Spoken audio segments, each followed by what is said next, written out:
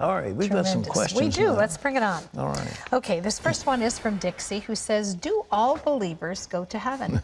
What's that movie, All Dogs Go to Heaven? I don't I think if somebody, say a believer, if somebody's been born again, somebody's life is given to the Lord, you know, the thought is that they'll be forgiven and they'll all be with the Lord. That's what Jesus promises.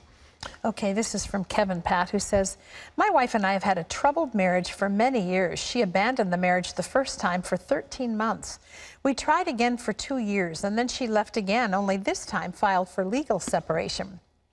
I asked her not to and to work on the marriage and be accountable to a Christian counselor, but she wrote me a letter telling me that she was not willing and she's moving on with her life.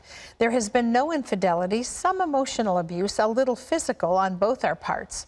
Living this way is very hard after 27 years of some good times and some bad times. I really don't want to live this way for the rest of my life. She won't divorce me, but won't reconcile either. We call ourselves Christians. Does this mean I have to live single the rest of my life? I've listened to Pat many times, and I respect his opinion. Please help. I don't know what to say. The Pauline privilege is that if the unbeliever departs, the brother or sister is not bound in that case. It's never been assumed that a wife would be rebellious against a husband and would break her marriage vows and just take off and say, I'm not going to do this anymore. I remember John Wesley, his wife left, and he said, I didn't send her away and I didn't go get her. And that was that was the end of it. Sums it up. But he didn't get married again, and I don't know what to say. For that, you'd better ask the Lord. Yeah, he does say there's been some emotional abuse and some physical abuse. Yeah, but that's not enough, according to the Bible. But you know, to be torn up that way, she won't give me a divorce. Well, you could enforce a divorce if she's, but that doesn't necessarily give you grounds to remarry. You, on that one, ask the Lord. I don't know what to tell you because I don't have any scriptural, you know, thus says the Lord to say, to back it up. So otherwise, I can't give you advice that isn't out of the Bible. All right. Okay, this is Ron, who says, after having seen Noah and also seeing trailers for both Left Behind and an upcoming release called Exodus, it's obvious that Hollywood is changing true Bible stories into science fiction. The Noah movie changed the story and added mythological rock beasts.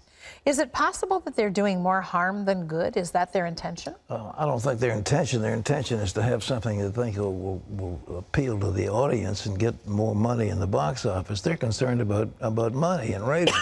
That's their game. They're not trying to play games with the Bible stories, but I think the story of Noah in itself is so wonderful you don't have to embellish it. Agreed. I mean, and to do so, you really hurt yourself. This is Brenda Pat, who wants to know, she says, on one of your shows you mentioned 2 types of pills you take, one for helping your memory, the other for helping to curb your appetite. I wrote them down but lost the paper. Can you share them again? Memory phosphatidylserine complex. Wow. Say that fast 3 times. That's where you see my memory's working. And the other one is acetyl-L-carnitine, which actually helps your brain too. Acetyl-L-carnitine coupled with alpha-lipoic is a very powerful brain stimulator or additive or whatever. It also helps lose weight. Well, we leave you with today's Power Minute from Proverbs 25.